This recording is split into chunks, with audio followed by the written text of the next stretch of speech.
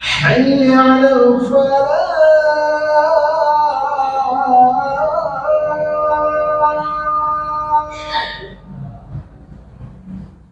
حي على الفلاح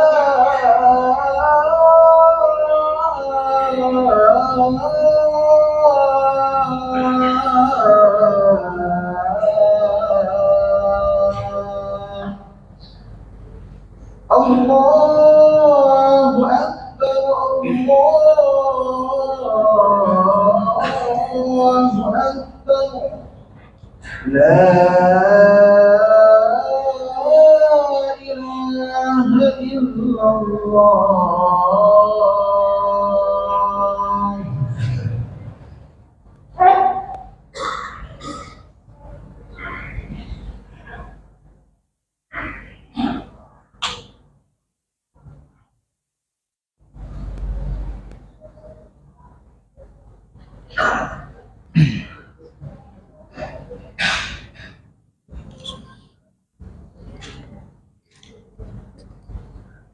Innal hamdalillah nahmaduhu wa nasta'inuhu wa nastaghfiruh wa na'udzu billahi min shururi anfusina wa sayyiati a'malina may yahdihillahu fala mudilla lahu wa may yudlil fala hadiya lahu asyhadu an la ilaha illallah wahdahu la syarika lahu وأشهد أن سيدنا ونبينا محمدا عبده ورسوله اللهم صل على سيدنا محمد وعلى آل سيدنا محمد أما بعد فيا عباد الله أوصيكم ونفسي بتقوى الله وطاعته لعلكم ترحمون فقد قال الله تعالى في القرآن العزيز والذين هم لأماناتهم وعهدهم راعون وقال صلى الله عليه وآله وسلم إنما أنا رحمة مهداة. Sidang salat Jumat yang dimuliakan Allah, alhamdulillah, puja-puji, sembah, sujud kita haturkan kehadirat ilahi Rabbi di tengah-tengah saudara-saudara kita yang masih berat untuk menjalankan ibadah ini. Allah mudahkan kita untuk duduk bersimpuh bersama untuk menjalankan ritual mingguan yang wajib hukumnya. Alhamdulillah, Allah kasih kita sehat panjang umur. Mudah-mudahan keikhlasan kita menjalankan ibadah Jumat ini berdampak barokah kepada hidup dan kehidupan kita ke depan nanti. Kita berharap salawat teriring salam terbingkai dengan cinta Allah pun curahkan kepada sosok seorang manusia yang paling indah.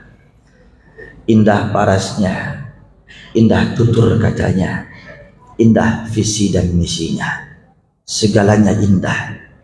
Tiada lain tiada bukan adalah Kanjeng Nabi Muhammad sallallahu alaihi wasallam.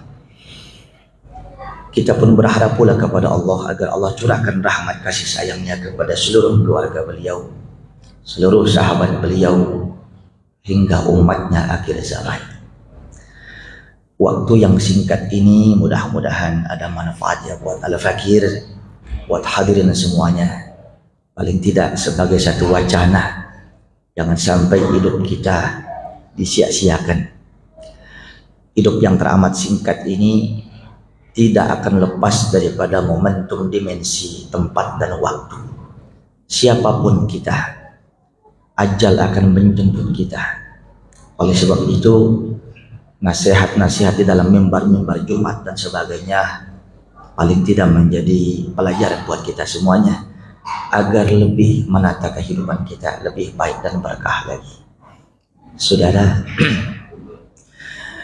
amanah dari Masjid Nurul Huda ini yang diembankan kepada Al-Fakir adalah fadilah, keutamaan orang yang menjaga amanah.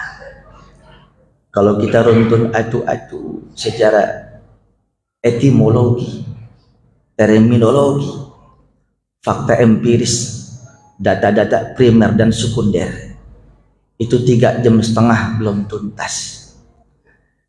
Namun tidak etis dalam khutbah Jumat terlalu lama. Maka kita simpulkan begini saja. Gambaran orang yang diberikan amanah itu adalah tukang parkir. Tukang parkir, datang tamu, nitipin mobil, nitipin motor. Begitu pulang, motornya rapi, mobil yang nggak kurang apapun. Maka dampak amanah tersebut, sumbangsih daripada yang punya mobil, punya motor, ngasihlah beberapa rezeki kepada sang tukang parkir. Feedback, timbal balik daripada orang yang diberikan amanah biasanya diberikan lebih. Bahkan yang biasanya 2.000, tapi kalau dia santun, dia jaga, low profile, humble, bisa jadi 200.000. Itu banyak kasus-kasus seperti itu. Kebaikan dia menjaga amanahnya, dan begitu indah dia jaga amanahnya. Oh, yang punya justru melebihkan imbalan yang seharusnya. Itu saat ada orang punya mobil nitipin motor begitu, mana mahal-mahal, bagus-bagus, begitu pulang bempernya jebol, spionnya hilang, kaca baret-baret. Siapa yang gak marah? Semarah-marah orang yang punya mobil, punya motor, paling dituntut. Begitupun Allah titipkan semua kepada kita. Kalau Allah marah, hancur semuanya. Saudara, ada satu pepatah yang sering kita dengar dari mulai SD, dan itu terpampang di buku tulis kita. The experience is the best teacher. Pengalaman adalah guru yang paling baik. Maka di dalam konsep maqasidus syariah, Allah tujukan syariat ini sebagai rahmatan lil alamin untuk apa? Ad-daruriyatul khamsah. Amanah yang harus diemban oleh manusia minimal 5. Minimal 5. Hifzun nafsi. Kita harus menjaga nyawa kita. Kita harus menjaga jiwa kita. Kalau bahasa kita, umur kita adalah amanah. Dikasih umur panjang, nggak sholat. Dikasih badan sehat, nggak puasa. Dikasih semua keperluan yang dibutuhkan, diperlukan, dan semuanya dipenuhi oleh Allah. Tapi dia merasa dia pintar dalam main cantiknya. Dia lupa, saudara, sehebat-hebat main cantik manusia, wa makaru wa makarallah wallahu khairul makirin. Banyak manusia untuk menggapai sesuatu, menghalalkan segala cara, apapun dilakukan, saudara. Yang penting gue main cantik dulu, mas. Kita ini hidup di bawah kolong langit Allah. Sehebat apapun main cantik kita, Allah megang buntut kita. Kalau kata Tuhan, lo mau kemana pergi? Belum lo nikmatin, mati ntar gue kejar. Itu kasus banyak, saudara. Gak amal lah sama umur. Matinya su'ul khatimah. Wal mautu ya'ti baghtah. Dan kematian datang itu tiba-tiba. Tidak ada permisihnya, saudara. Yang kedua, hifzul mal. Kita harus jaga kita punya harta. Bahkan orang yang mati mempertahankan hartanya, dirampas, dibegal, dicolong, matinya syahid fil akhirah. Insya Allah orang yang begitu, dia akan masuk surga bersama Sayyidina Hamzah bin Abdul Muttalib, paman Nabi Muhammad yang mati syahid. Termasuk juga, saudara, menjaga harta. Oi, sisihkan dong. Yang bukan hartamu jangan dicampur. Wala talbisul haqqa bil batil. Jangan kau campur adukkan yang hak dan yang batil. Kan ngaji, kan sholat, kan zikir, kan baca Quran. Untuk apa mengkaji kau sama kemari kalau tidak ada aplikasinya dalam kehidupan nyata kita? Contoh, jadi pengalaman adalah guru yang paling baik bagi kita. Kalau ada orang jatuh dia sono karena dia nggak tahu ada lubang, sekali wajar, orang nggak tahu. Besokannya jatuh lagi di lubang yang sama, bodoh namanya. Dia nggak mengambil pelajaran. Udah ditipu, kena lagi sama orang yang sama. Udah dibodohi, kena lagi. Saudara yang saya muliakan, apa mau saya seperti ini? Sebetulnya Allah sayang sama kita. Nggak mesti kita menjadi objek penderita. Kita bisa melalui semua tanpa menjadi penderita. Saudara, baca Al-Quran, pahami maknanya, insya Allah selamat. Apa sih maksudnya? Ada orang nih yang kejeblos lantaran apa? Kekuasaannya nggak amanah. Diberikan kekuasaan sombong, menindas yang bawah, menjilat atasan, apapun dihalalkan, saudara. Contohnya siapa? Raja rakus Firaun. Bagaimana konsep Al-Quran mengisahkan akhir hidupnya Firaun? Tenggelam di Laut Merah. Oh, ada manusia lagi nih, contoh yang kedua, yang sombongnya 17 setan, hartanya lebih daripada 11.000 triliun. Ini real, bukan hoax, saudara. Tidak ada orang paling kaya zaman itu kecuali dia. Sombong, makin jauh dari Tuhan, bahkan nabinya pun mau dibunuh, saudara. Dibuat khasaf oleh Allah, ditenggelamkan di bawah bumi. Sampai detik ini tidak ada manusia yang mampu untuk mendeteksi di mana orang tersebut terpendam dengan harta-hartanya yang ribuan triliun. Siapa dia? Korun. Makanya orang sono bilang kalau lagi gali-gali dapat harta karun, korun asalnya. Tuh nggak amanah sama uang, nggak amanah sama harta, dipendem lagi juga. Oh, ada orang yang uangnya banyak, hebat, tapi bohong kalau bisnis. Itulah Nabi Syuaib yang Allah utus ke kota Madian. Diajak dakwah mereka untuk menyembah Allah, ayo. Untuk puasa, ayo. Satu yang kagak kena, lu dagang jangan curang. Izaktalu ala nasi yastaufun wa izakaluhum aw wazaluhum yukhsirun. Dampaknya cuma satu yang kagak kena, dagang ngurangin timbangan, dagang ngurangin takaran. Pengen cepet kaya, korupsi. Pengen cepet kaya, manipulasi data, rekayasa fakta. Lah kapan kita ngaji? Buat apa ngaji kita kagak diamalin? Bukan cuma sekedar itu, saudara. Kita sayang sama anak, kita sayang sama istri.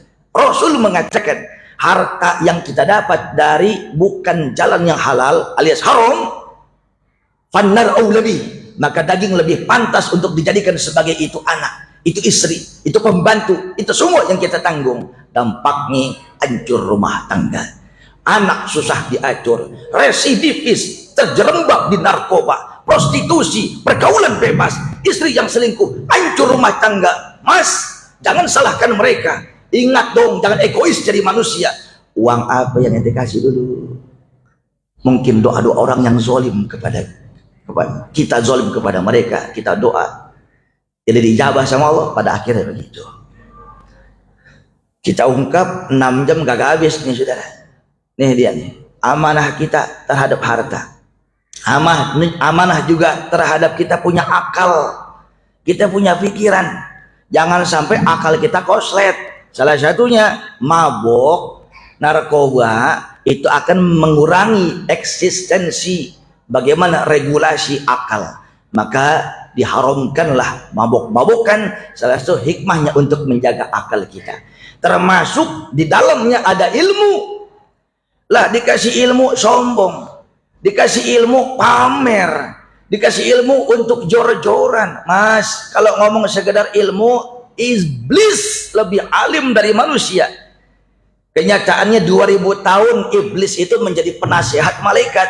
Saya ulang sekali lagi, iblis itu namanya Azazil dulu, 2000 tahun penasihat malaikat. Kalau ngomong ahli ibadah, iblis sudah penasihat malaikat, sakti mandraguna, tidak ada yang mengalahkan iblis, saudara. Ayo malaikat, itu yang namanya jin, al-bin dan al-hin. Dia tidak amanah, mengemban amanahku untuk mengurus bumi. Aku usir mereka di gunung dan di lautan. Aku ciptakan manajer baru di bumi ini, namanya Adam. Ayo hormati dia, sungkem dong, kasih selamat, sujud ikroman. Semua malaikat sujud. Wali kelasnya kagak mau. Dia punya penasihat kagak mau. Iblis, ayo dong, hormati Adam, kan aku yang buat dengan tanganku sendiri. Gak mau. Kenapa? Allah, kau ciptakan aku dari api, bahkan makhlukmu yang kau ciptakan dari cahaya tunduk di hadapan kakiku, itu malaikat. Sekarang kau ciptakan makhluk dari tanah yang setiap hari aku injak-injak, aku harus sujud terhadap tanah. Tidak mau. Aku kasih kesempatan sekali lagi was iblis, tunduklah. Tidak mau. Singkatnya, kapling iblis ada di neraka, ilmunya ada, ibadahnya bagus. Sombong, jangan sombong saudara. Jangan mentang-mentang jidat total 17,5 hitamnya, pakai sorban yang syari aspal, 12 kali hatam Quran, setiap semua ratusan juta kita kerahkan untuk umat. Jangan bangga. Rasul mengatakan tidak ada satu manusia yang mampu masuk surga kecuali dengan rahmat Allah, bukan dengan perbuatannya. Ahli Quran banyak yang masuk neraka, hafizul Quran banyak yang masuk neraka. Salah satunya yang membunuh Ali bin Abi Thalib adalah hafizul Quran, Abdurrahman bin Muljam. Sosok seorang anak manusia penghafal Al-Quran yang membunuh Ali bin Abi Thalib. Mana hafalan Qurannya? Keluarga Nabi Muhammad dibunuh sudah. Allahu Akbar. Itu fakta sejarah. Ya Rasulullah, kalau memang manusia tidak akan masuk surga kecuali dengan rahmatmu, itu bagi kami. Kalau anda bagaimana ya Rasulullah? Wala ana, termasuk saya. Nabi, kata Nabi, termasuk saya tidak akan masuk surga kecuali pun Allah berikan rahmat kepada saya. 2.000 perak Pak, Bapak sedekah untuk anak yatim menaik odong-odong, dia seneng, arus Allah goncang, itu udah jelas. 2 juta Bapak sedekah ke Masjid Nurul Huda, pamer, sombong, ngomongin 17 tahun nggak diterima. Oleh sebab itu tidak etis Al-Fakir ungkap 3 amanah lagi ke depan, karena sudah lebih daripada batas waktu. Yang jelas poin kita, stressing poin kita pada siang ini adalah jangan bangga terhadap ilmu kita, jangan bangga terhadap ibadah kita. Semua amanah kalau sudah kita jalankan baik-baik pun, kalau Allah nggak turunkan rahmat nggak bisa. Yang kita kudu pikirin bagaimana Allah turunkan rahmat kepada kita. Salah satunya adalah hidupkan hati dengan rahmat, sayang, jangan benci, jangan ego, jangan sombong, jangan bangga, jangan pamer. Mudah-mudahan teguran ini buat Al-Fakir, seluruh hadirin. Kita berharap Allah tutup usia kita husnul khatimah. Barakallahu li wa lakum fil Qur'anil azim wa nafa'ani wa iyyakum bima fihi min al-ayat wa dzikril hakim. Aqulu qawli hadza wa astaghfirullah li wa lakum wa li sa'iril muslimin wal muslimat wal mu'minin wal mu'minat fastaghfiruhu innahu huwal ghafurur rahim. Allahumma shalli wa sallim wa barik ala sayyidina wa habibina wa maulana Mustafa Muhammad.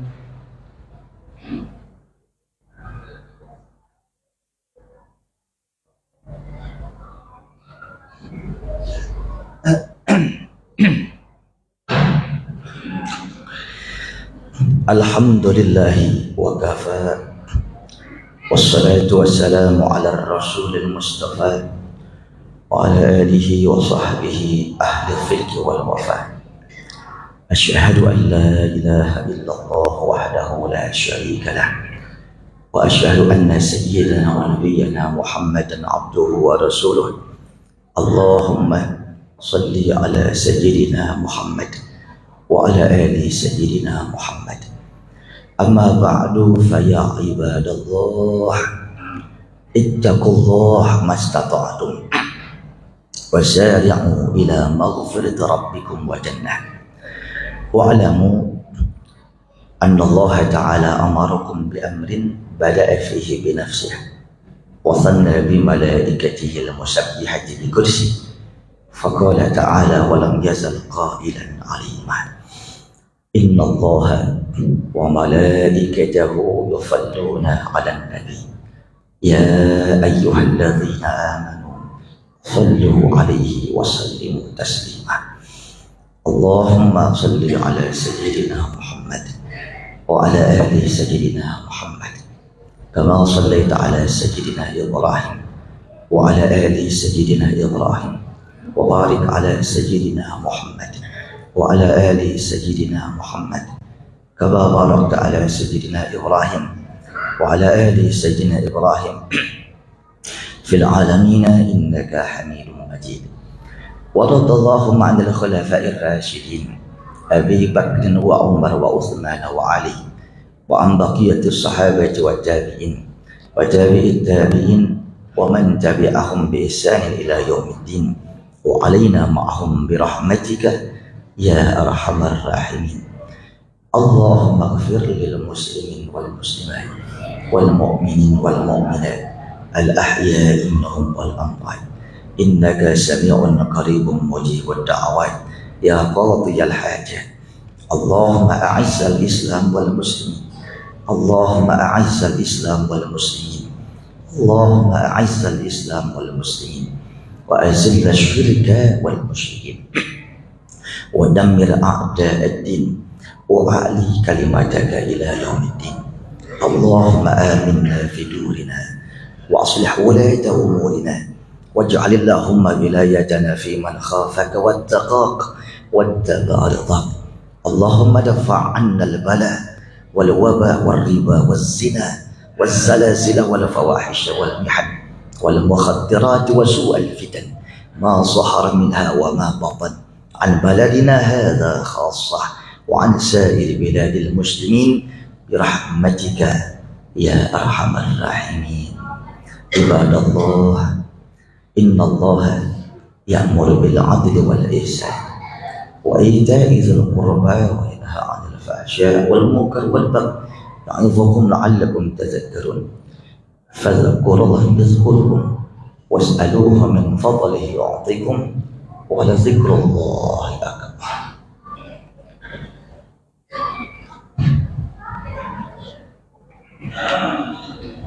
الله أكبر الله أكبر، أشهد أن لا إله إلا الله، أشهد أن محمدا رسول الله.